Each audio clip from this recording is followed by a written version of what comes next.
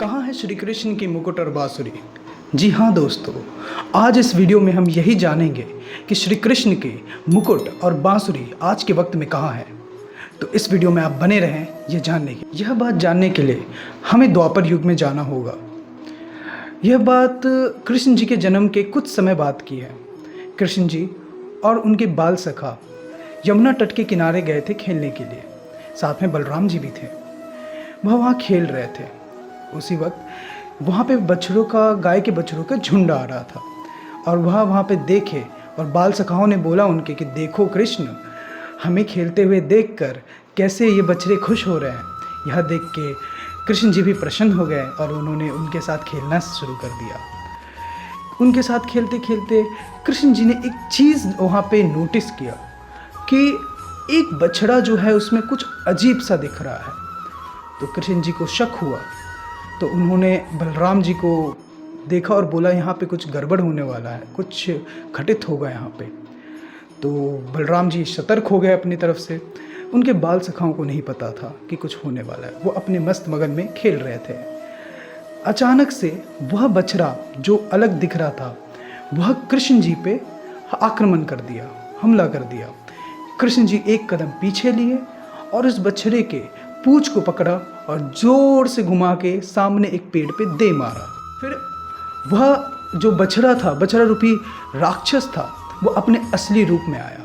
जी हाँ दोस्तों, वो और कोई नहीं वत्सासुर था, जिसे कंस ने भेजा था। कृष्ण जी के मामा कंस ने भेजा था कृष्ण जी को मारने के लिए। जब उन्होंने उसको ज़ोर से पेड़ पे मारा तो वहाँ इतनी ज़ोर से आवाज़ हुआ कि सारे गांव वाले वहाँ इकट्ठा हो गए।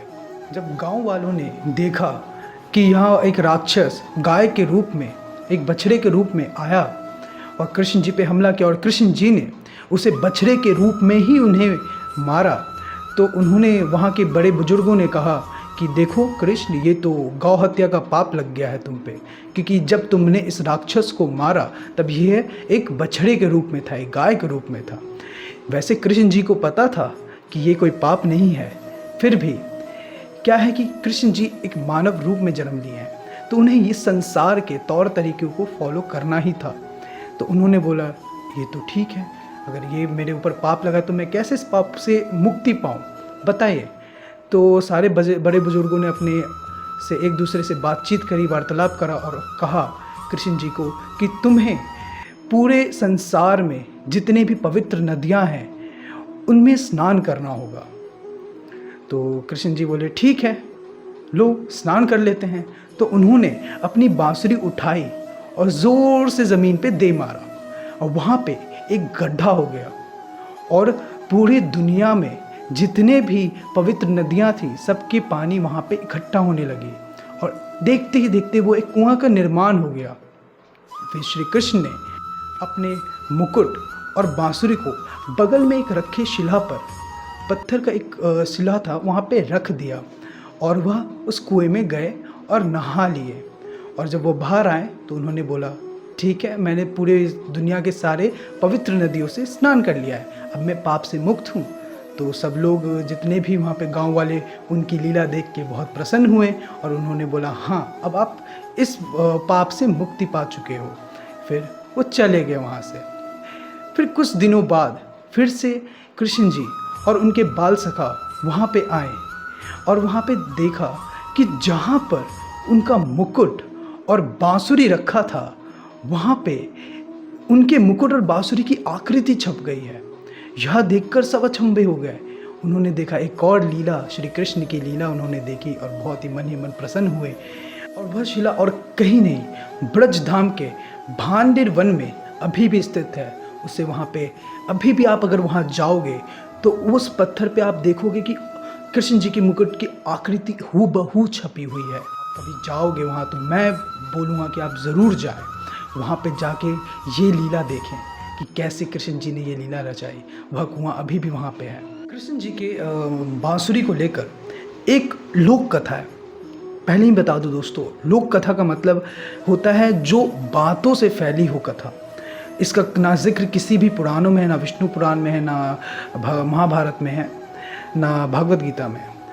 तो यह लोक कथा कुछ इस प्रकार है कि जब कृष्ण जी अपने ब्रज को, वृंदावन को छोड़कर जा रहे थे, तब राधा जी ने उनसे एक वचन लिया था कि कृष्ण ने अंतिम समय में हूँ तो आप मुझसे मिलने ज़रूर आइएगा।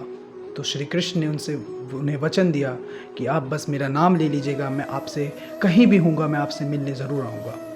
फिर उसके बाद श्री कृष्ण जी चले गए, अपने कार्यभार में व्यस्त हो गए, यहाँ राधा जी भी व्यस्त हो गई। वक्त और गुज़रता गया। जब वह वक्त आया जब राधा जी अपना देह त्याग करके वैकुंठ को प्रस्थान करने वाली थी, तब उन्होंने कृष्ण जी को याद किया। कृष्ण जी वहाँ आए। कृष्ण जी राधा जी को इस हाल में देखकर बहुत ही व्याकुल हो गए और श्री कृष्ण ने वहाँ पे उनसे बोला कि राधे, आज आप जो भी मांगे मैं आपको दूंगा ही दूंगा, आप कुछ भी मुझसे मांग लीजिए। तो राधा जी ने उनसे बोला कि आपकी मधुर बांसुरी की धुन मैं आखिरी बार फिर से सुनना चाहती हूँ। तो श्री कृष्ण ने वहाँ पे बांसुरी की धुन बजाई राधा जी के लिए और वह सुनते सुनते राधा जी वैकुंठ प्रस्थान कर गई। यह देखकर कृष्ण जी और व्याकुल हो गए और उन्होंने वहीं पर वो बांसुरी तोड़ दी और उसके बाद कभी भी बांसुरी और कोई भी वाद्य यंत्र को हाथ तक नहीं लगाया। अगर वहीं पे आप विष्णु पुराण में पढ़ेंगे तो आपको यह पता लगेगा कि जो बांसुरी थी श्री कृष्ण की, वो रुक्मिणी माता के पास थी, उनके देख रेख में द्वारका नगरी में ही रखी गई थी। इतिहासकारों की माने और शोधकर्ताओं की माने तो यह कहा जाता है कि श्री कृष्ण के मुकुट और बांसुरी अभी भी सुरक्षित है और वह और कहीं नहीं, जगन्नाथपुरी के धन ग्रह में रखी हुई है, जहाँ पे मंदिर का सारा धन आता है।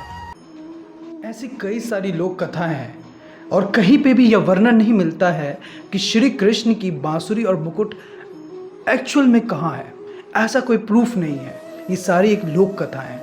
मैंने आपको जितनी लोक कथा थी जो मैं जानता था आपके सामने रख दी हैं और आप कमेंट सेक्शन में बताएं कि आपको क्या लगता है श्री कृष्ण जी की बांसुरी कहाँ हो सकती है। और अगर आपको ऐसे वीडियोस और चाहिए और आपको यह वीडियो पसंद आया है तो सब्सक्राइब करें हमारे चैनल स्पिरिचुअल टॉक्स को और हमारे साथ बने रहें। राधे राधे।